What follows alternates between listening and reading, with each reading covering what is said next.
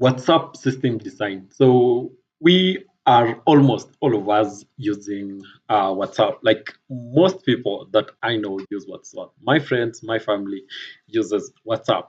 And let's talk about today about the high level system design of WhatsApp. These are my views, and they are not directly how WhatsApp was built. If you want to know how WhatsApp was built fully, you can head into their WhatsApp blog or take a look on WhatsApp architecture environment and maybe some few videos here and there about WhatsApp architecture. So this is just a system design on maybe how I can build or how I can come up with a WhatsApp system. Oh, so let's talk about what it entails, what is needed, the scalability that we are going to use to ensure that everything is high level, highly available, and for the low level system design, we can come up with it later. But for now, let's just talk a few things. So we'll have our clients or the users, and this will be who is going to use this WhatsApp. So we have the mobile users, and then you have the web, and then you have the desktop apps. So we are going to focus on these three users or the clients. So this is basically who is going to use this WhatsApp, and this is how it kind of look. So we have the all our clients here. So this will be the clients. So we have the mobile apps. The mobile apps will include the iOS, and we have the Android and the others. So we'll go with the others because there are other operating systems which are not using these two. So we have the clients, and then these clients will be communicating with WhatsApp servers. So yeah, we have the WhatsApp servers, which is basically what maintains the entire platform for WhatsApp.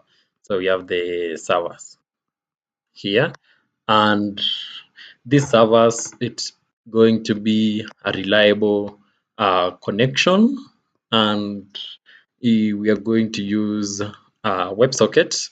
But if we think about it as WebSocket, it has to be a persistent WebSocket, so such that the messages are going to be there. We are not going to use the polling. You're not going to use the polling.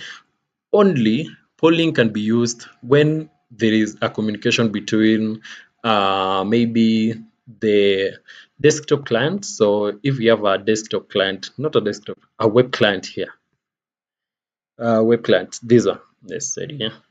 So if you have the web client and the web client, you need to pull in the history for the web client. So if we need to pull in the history for the web client, we are going to use the web polling.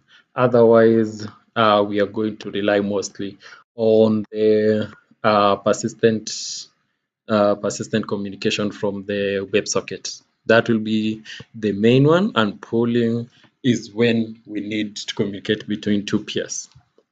Okay, moving on. So we have that connection. So we have the three. So this is just the client communication and the way they will be communicating. And we have other features like offline communication, the media, the way to handle the medias. All that can fall into how the servers is going to communicate and stuff, but not much on the architecture of this tool. But now let's talk about how the messages is going to flow for the users. So how are the messages going to flow between the clients? So the clients in this case here, and the servers. So the clients is just like this is just like the UI in this case if we're not together on that, and then this is for communication. So this handles the entire communication, or how everything, or all the messages and media is handled. So let's deal with the servers. How does the media or message flow, how is the messaging flow being handled? So let me write here messaging flow, and then let's see this. So we have said that you're going to use the web socket for the communication, and for the connections it's going to be handled by the persistent web socket, such that it's going to listen to all the messages from that are being sent or shared. And then we will have also something else here. We have the session manager, and the session manager is to keep track of all the sessions. So like who is connected, who is online, who is offline, what is the status of this user, is this user logged in. So here we can just keep like we have the online status, we have the recent site stuff like that, and etc. So we are going to keep track of that. And the messaging flow for this thing, if I can draw for you the messaging of this, is we have one thing, we have the sender here. So you're sending the messages as a sender, and then the message goes into an encryption service. So it has to be encrypted, and this is an end-to-end encryption. Think of end-to-end encryption. So you mostly see the end-to-end encryptions that happen, so that your messages are just securely. So we can talk about this later on, how the end-to-end encryptions happen and where the keys and the security is happening from.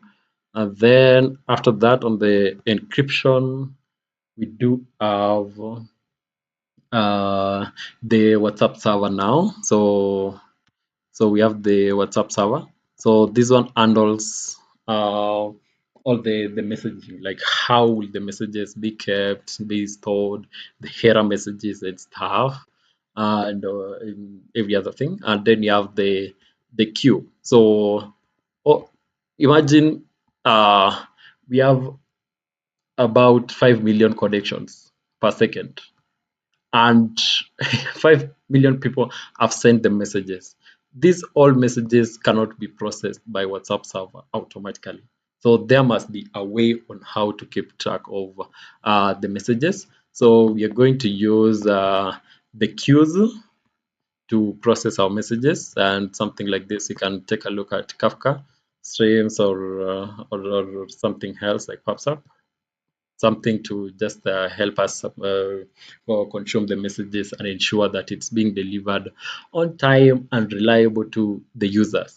Then once the messages are in queue and are being processed to the users, we need these messages to be delivered to the user. So before they're being delivered to the user, we need an encryption, also an end-to-end encryption for that to happen. And then once all these messages have happened, and then it can be delivered now to the recipient. So this is just a quick and easy way of just talking about the messaging flow without going into details. So we have the sender here, then you have the encryption, and then you have the server, and you have the queue and the decryption and recipient. So if we make this easy, we can say we have the sender, the server, and the recipient. But in between there, we have a lot of things that happen before these messages are processed. And you have said that all this is possible with the use of persistent storage here. Okay. To the next thing, we have the storage. And storage, not much can we can talk about the storage, but not much things happen on the storage exactly. So here, just right here. So on the storage, the WhatsApp storage works well with something NoSQL, and you can think of any NoSQL to store all these things. So like the best one can be Cassandra or MongoDB uh, to store your messages, to store because the main thing to be stored here is the main things to be stored is user metadata,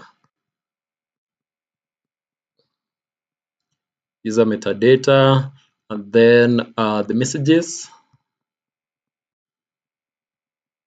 and then also the media. So these are the things to be handled by the storage. We're going to store the user metadata, the messages, and the media.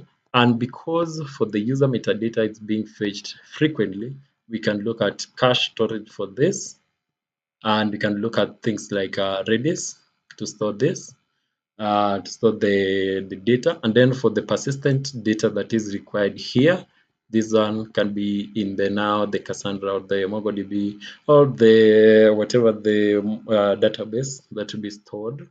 Yeah, and then for the media, it's going to be associated to users. So we are going to store the metadata for the media or association by ID or something, and you can store that into a media storage facility like S3 or something related to that, because there are a lot of media, and this media can be a lot of bandwidth and stuff. And you can imagine somebody can keep their WhatsApp history for 1 year. But let's look at other things like the media, how this media is being handled and how the association happens. So with the media, it's actually very easy uh, because users upload a lot of, like, we have a limit or something. So it's actually very easy for this one. You can just say the client uploads,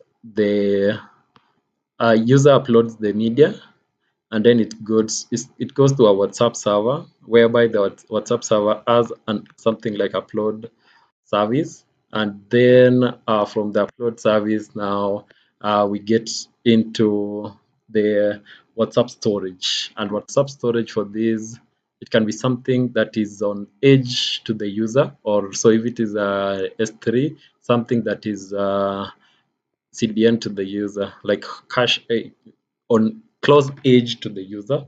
So we can have a CDN here, and then once the image has been uploaded, then the thumbnail is generated by the WhatsApp server, and then the thumbnail is shown to the recipient and to the client who sent it, so the user who sent it basically. So with the media, the main thing to be done will be where to store, or how to generate this thumbnail, and always to show it to the user, such that you don't need to load the entire image for these users, for both of this user and this user. You just need to show them the thumbnail of this of their media, if it's a video or an image. So for the image, you'll need to show them everything, but you don't need to show or to load. If it is a 5 MB file, you can just like generate a thumbnail for this, and that can be a 2 MB or something, or yeah, and then show them the user this. They want to view everything, you can then load this, or just show the entire image, and then you don't need to load again the image to the user. So that is on the images, and the images is actually a lot, but that can be handled by the platform. And then for the encryption, it's actually like very interesting, but don't need to go in details with everything. But with encryptions, end-to-end encryptions happen like, I'll just write end to end for encryption, because WhatsApp uses end to end. You need to generate the keys, because end to end encryptions depend with keys generations from both the client, from both users. And this one you can use, you can actually use this signal protocol to generate the keys. I'll show an image here. this is what I'm talking about for Signal. And just take a look on these docs to generate end-to-end encryptions for the users for security. Then once the keys are generated, it can be saved on the users, like you saved it on the user device. You don't save it on the server because it's an hand-to-hand encryption. And then you have these keys have something we call you have a rotation such that the keys are secure, don't need to like expire. So once the user sends a message, the using Signal, you generate the keys, and then you exchange the public keys with the recipient. So and the client and the recipient exchanges the keys. Once the keys are exchanged and like the message is encrypted, it's being forwarded to the user will decrypt. So like that process goes on and for to and fro until the message is delivered with a secure encryption. So there will be an encryption in transport and decryption at rest. Okay, so um, enough of the encryptions. So we also have the group messaging. With the group messaging, um, it's almost the same way of sending the messages, but now the difference with that is that you don't have, or the way to share the messages out here is not like everybody is not being given the same message through a queue. There will be a queue, but not being displayed to every user. So love to use this protocol or something called fan out, whereby you are sending out one message to multiple users. So in that group, so you just send out that message, and then each user now will use the queue to now retrieve these messages. But it's coming from the fan out process uh, from the group server. So from group server here, the messages are being sent out using the fan out to the users of that group. Yeah. Then the same thing in the group, we have the metadata for the group. So you have the group metadata. This one is saved in the DB or in the Redis, like that. You display all the members, the group information and stuff as expected. And then the WhatsApp handles a lot of things, and through this process, a lot of scaling is required. So it is a worldwide service. So some of the things that we can do in scaling will include things like now geographic sharding, or just distribute the users into as per the geography, and then create different services there. So we have like you can distribute according to the continents, and then according to that, then the application is performed as per the each location. And then you will create on the DB, you have the read replicas, so that it is very easy to read the metadata of the users, and also to read the messages, especially the recent messages. You don't need to load everything there. Read replicas will be easy. And then of course with this one, you just have edge caching as per the location of the users.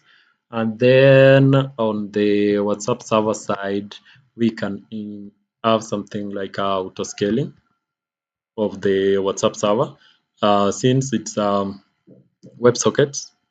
So for the WebSockets, we can have the WebSockets in clusters. So you have the WebSocket 1, WebSocket 2, such that if this WebSocket has is max, then some users are shifted to another cluster. So the same thing like how it's being done in Kubernetes cluster. So like the nodes auto powers, auto scales, and then one node is being powered on if there are a lot of users and stuff. So if you can imagine, you have around 100 billion messages per day, and then like 2 million connections new every minute. So somebody is powering on and off. So like starting WhatsApp and closing it. We have these new connections every minute.